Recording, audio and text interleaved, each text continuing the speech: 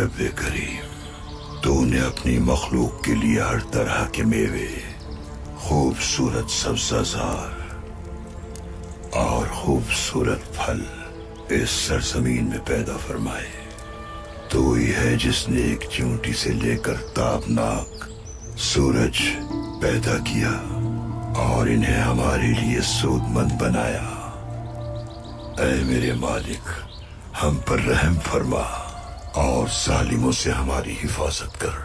یا رب، تو نے ہی کنویں میں پھینکنے والوں سے یوسف علیہ السلام کو پناہ دی، تو نے ہی حضرت یونس علیہ السلام کو مچھلی کے پیٹ میں سلامت رکھا، خاتم النبیین محمد مصطفیٰ کو مکڑی کے جال کے ذریعے بچایا۔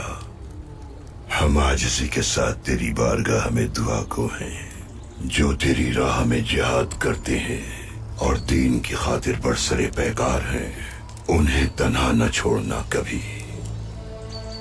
دشمنوں کی چالوں کو انہی پر پلٹا دے، بے شک تو ہی مدد کرنے والا ہے، تو ہی کرم کرنے والا ہے، تو ہی مہربان ہے۔